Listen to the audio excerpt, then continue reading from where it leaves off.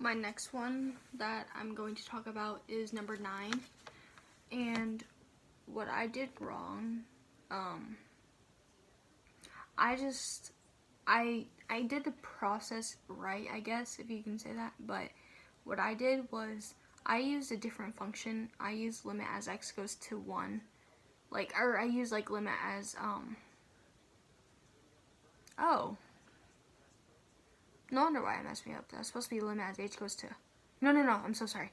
No, yeah, I used the, equation limit as, the f of x plus h minus f of x all over h. I used that equation for the first time I took it, but when I did it for both the left hand side and the right hand side, so I knew I had to do 2 separate equations and then solve them to find out which was the end value for each side. But when I did it, I think I did, yeah, I also didn't distribute right on this one either, now that I'm looking at it, because I had parentheses x plus h squared, which would be x squared plus h squared plus 2xh, but I obviously didn't do that now that I'm looking at the work again, so that screwed me up a little bit too on that. And now that, but then yeah, same thing too. I did it on for the, coming from the right hand side too. It was parentheses x plus h squared, which was supposed to be, and then it was multiplied by 7, which was supposed to be 7x squared plus 7h squared plus 7xh. But I didn't do that either, because I didn't know it at the time, so. But when I did it for my, coming from the left hand side as limit as x goes to 1, I just got 1.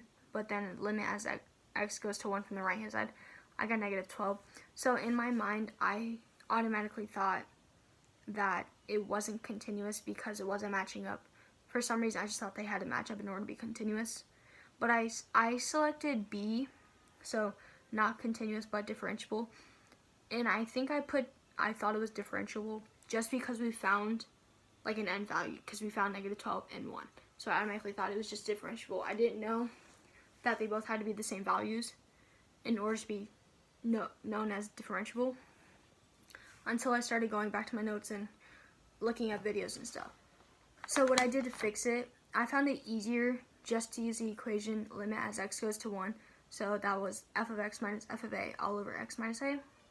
I just found it way easier and more simplified, I guess, than rather just doing it the other equation way. So for limit as x goes to 1 from the left, I got x squared minus 6 minus negative 5. And I got negative 5 because when you plug in your a value, which is 1, I plugged it into that first equation.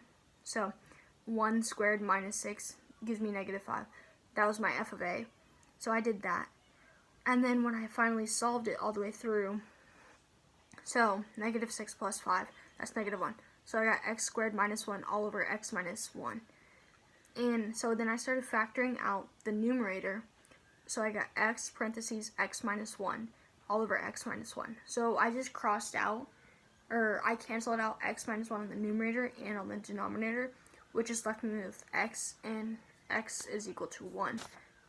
So from the limit as x goes to 1 from the left, I got x equals 1. So limit as x goes to 1 from the right, I use the same exact equation. I had 7x squared minus 12x minus negative 5. I got negative 5 again because using the 7x squared minus 12x, I just plugged in 1 for x, which was 1 squared, which is just 1, so 7 times 1 is 7. And then minus 12 times 1 is just 12. So 7 minus 12 was negative 5. So that's how I got my f of a for limit as x goes to 1 from the right.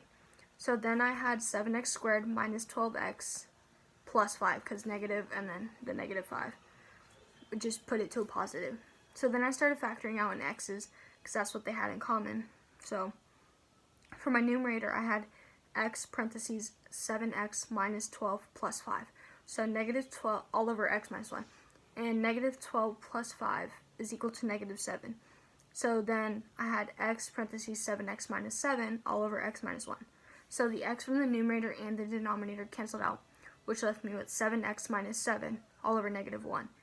So then I realized I could just plug in 1 for x. So 7 times 1 is 7. 7 minus 7 is 0.